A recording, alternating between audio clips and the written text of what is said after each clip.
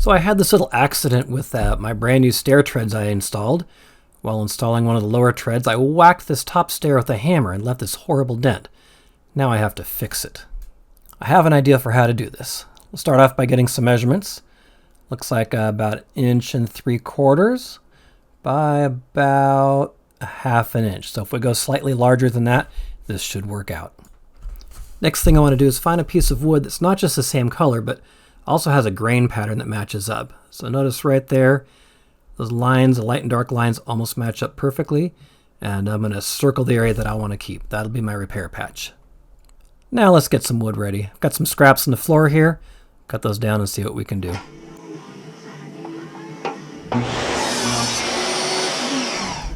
The tricky part in this is I need to find a way to drill a hole at a very precise angle so that I've got a plug that fits exactly. So I'm going to spend a bunch of time right here drilling and making and drilling and finding a jig that I can use to set up this repair.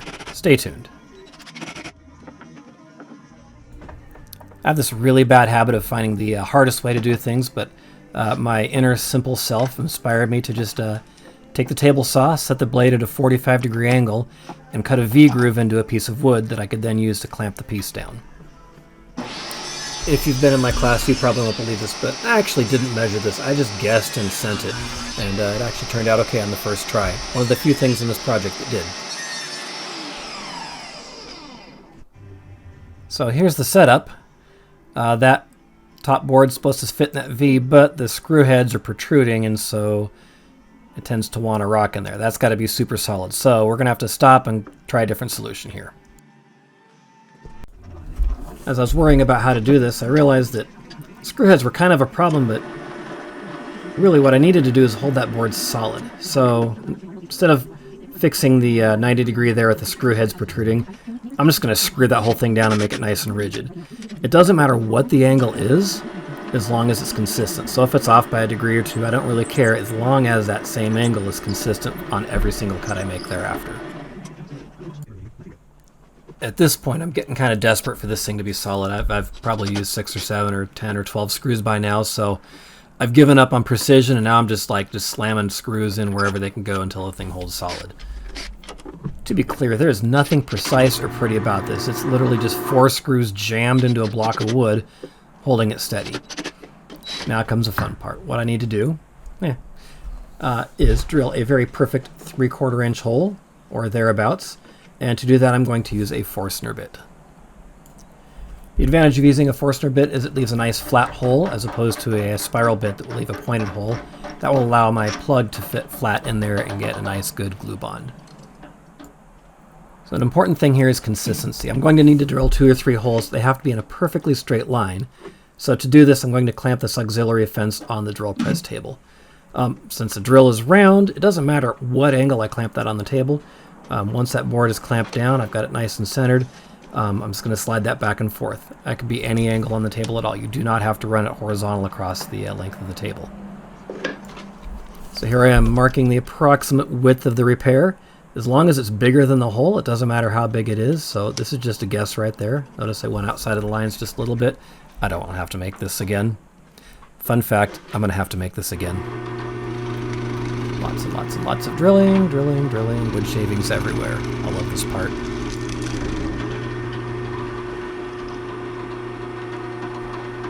Right about here is where I make my fatal mistake. I should have left it at that point. You'll see when I do the prototype in a minute why this doesn't work. I'm not going to give it away yet. You have to wait a few more seconds.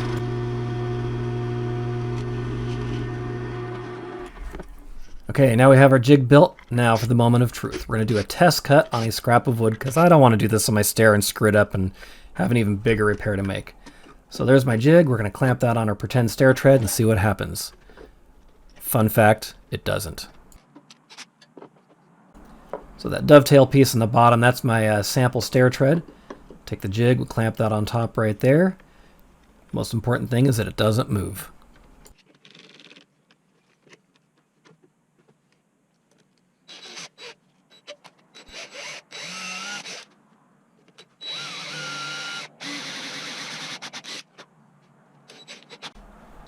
So yeah, that part where I said it can't move, it just moved. That's going to suck later. When in doubt, use a bigger clamp. So C-clamp's going to give a lot more clamping force than those little Irwin quick grips. Downside of that is it'll leave a mark, so you've got to make sure you use a sacrificial block underneath it or you'll crush your wood.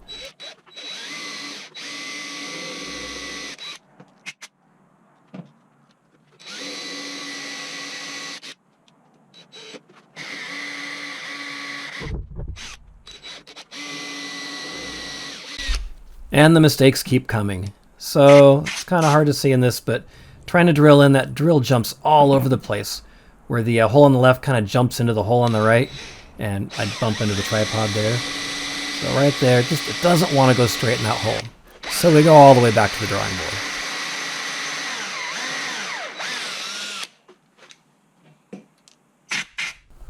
I'll spare you the footage of recreating this piece and just show you the finished product. So I remade the jig with only 2 holes in it. And what this allows me to do is create the left hole and then the right hole, and then I can shift this slightly sideways to get a hole in the middle. And then it's not jumping around an oblong hole. I get a nice clean cut in there. Look at that. That's so pretty. Before I unclamp this, I want to check the depth. So I'm going to use a very precise instrument called whatever screw I found on the workbench. And I'm just checking the threads to make sure they're the same depth on both sides. So I'll drill that again until I get that evened up.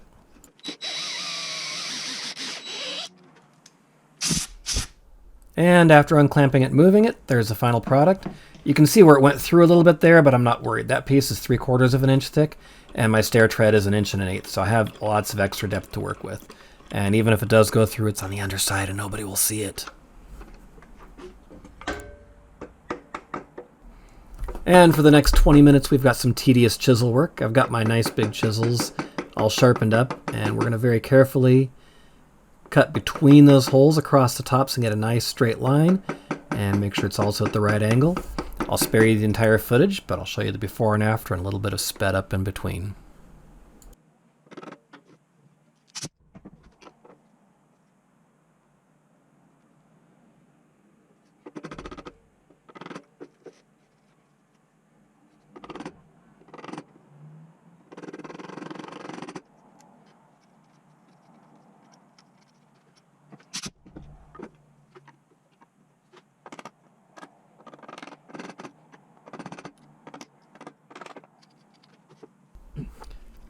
I'm too lazy to read a ruler today, so I'm going to use a set of dividers, or a compass, whatever you want to call it, to measure the distance from one end to the other, and I'll use that to mark my plug that I'm going to make. So to make my plug, I'm going to use that same Forstner bit to just barely touch the surface of it, and that'll give me a very precise line. Notice I'm using that same fence I used before to keep my board in a straight line. And I'm just going to go mark to mark. Fun fact, this is another thing I'm going to come to regret later. You'll see in the very end product. And if I could do this over at the end, I'd flip that board over, but it's too late for that now.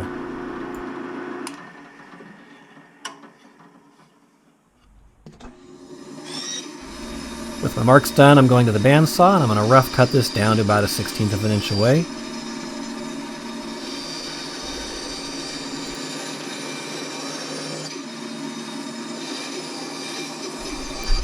If you've watched my safety demonstrations, you'll notice that yes, in fact, my fingers are closer than 2 inches to that blade. This falls solidly into the category of do as I say, not as I do. Plus, if I cut off my own fingers, it's my own fault. If you cut them off, it's still my fault, so don't do that. Use a push stick. For my first attempt on this plug, I want to put a very small taper on it. Right there you can see my table's got about a 2 or 3 degree angle on it. I'm going to bring that up to 90 degrees and bring it back just about 1/2 degree. See, that's where I want it right there. And then when I check it, it's actually more, and I promise you I will regret this later. But hey, it's our first attempt. And now I'm going to very, very, very slowly sand that down. You can see the lip left over from the drill. I'm going to sand very slowly until that lip just disappears, and we'll test fit into our plug. We'll come back here a couple times until that's perfect. When you're using the disc sander, on the outside of the disc, it sands faster. As you get closer and closer to the line, go more and more towards the center, where it will sand slower. Alright, after many minutes of sanding and fitting and sanding and fitting, I now have a plug that fits nice and snug in that hole. You can see there's a little bit of gaps there. I'm going to rectify that in the final version, but I think we're ready to tackle the stair. One of the things is I did have a bit of a taper on that. We're going to take that off, square up the sander, and make it perfectly flat at the end. I think I had about a half a degree on there when I did that one.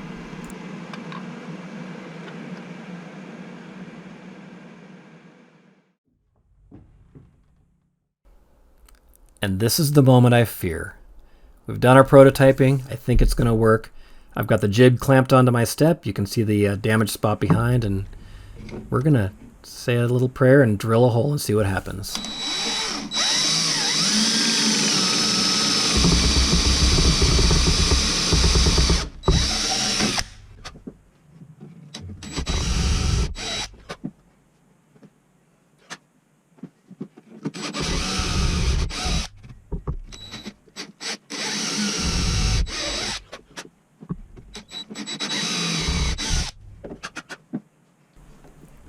I'm using the very precise method of measuring depth called sticking my finger in the hole and seeing how close it is.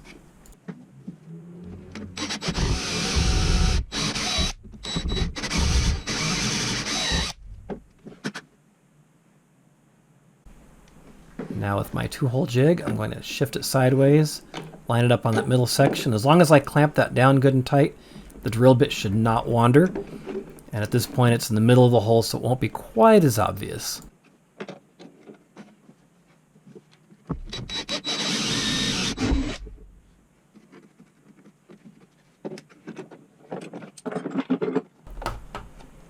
As you can see, I didn't go nearly as deep as I did in the test runs in the garage. All I have to do is get past the curve right there and past the damaged section. And now for many more minutes of chisel work. Do not be tempted to try to whack that off in one go. If you are my dog, you can stand up there and watch. Hello, Maverick, and Maverick's feet. So here we go, 20 minutes of chiseling. Stay tuned. No, just kidding. I'm going to edit that out.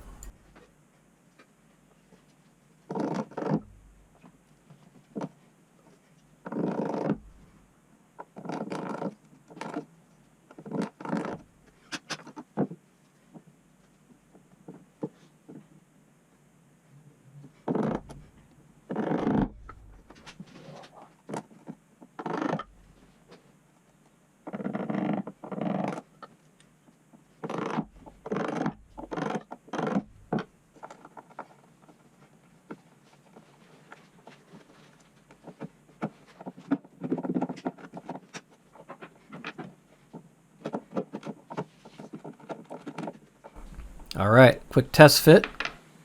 And I want it to be nice and snug. All right, let's squirt some glue in there. Get all the sides. The bottom's not as critical as the sides are. It's not holding a lot of weight. It just has to stay in place over the next, I don't know, 30 or so years. And it's always a good idea to do both sides of it. Glue is both a lubricant and an adhesive. You want it to lubricate so it goes in there nice and smooth and can bottom out. Use a wood or rubber mallet to whack it into place. We know it's a good fit because we can see some squeeze out of the glue. Get that in there nice and tight. And make sure you wipe off all the excess glue, because if that dries, it's a lot harder to get off after it's dry than when it's still wet. Plus, if there's any cracks, which there's a tiny one on the top, if you get the glue out of that, it's a lot easier to fill. If you leave glue in there, it's going to show and it's going to be ugly. A little blue tape to hold it in place for the next hour, and then we'll come back and finish it. All right, after an hour or so or whatever, I'm too lazy to go back and look at the timestamps. We can pull off that blue tape and see those holes there. Those should come off when we take off that extra material, right? Remember I said that because I'm wrong about that. I'm going to use my block plane, get off the bulk of the material.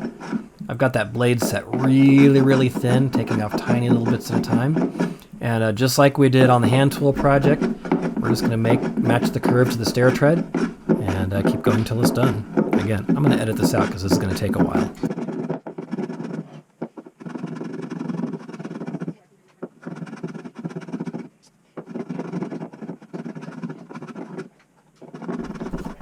Right about here is where I'm having my "ah, shucks" moment. Actually, I think I thought something else, but you get the edited version, sorry. Remember those holes? I thought for sure those things weren't going to be that deep, and it turns out they're still going to show. However, that is way less ugly than that big old gash I had before, and I think I can match them with some color matched fill. and or stain and or possibly a Sharpie. Once the shape gets down to match the stairs, I'm going to use some 120 sandpaper. And yes, I am actually sanding into the finish. That's one of the beauties of a polyurethane finish, is that to do the repair, you've got to blend it into the existing. So there's still a rough edge. Again, there's going to be some back and forth repairs on this. I'll edit it out for you. There you go, the last of the sanding. You can see the dust coming off of the neighboring pieces of wood. And those holes, you can see them filled with sawdust. Almost matches. Yeah, I'm going to see those for the rest of my life. At this point, I'm probably going to leave it unless I get really, really desperate for something to do and come back and repeat this repair without those pieces. But I think you're going to like it. So there's a finished repair. It's not perfect. There's some gaps in the top edge and those holes. That'll bug me forever, but I'll try to do some color matching. Grain didn't quite line up like I'd planned, but this isn't up close. If you're walking up and down the stairs, you hardly notice a thing. And this is it without the polyurethane. Once I put a finish on it, those little holes will blend in even more. So there you go. How to fix a really bad mistake. There's one way anyway. Thanks for watching.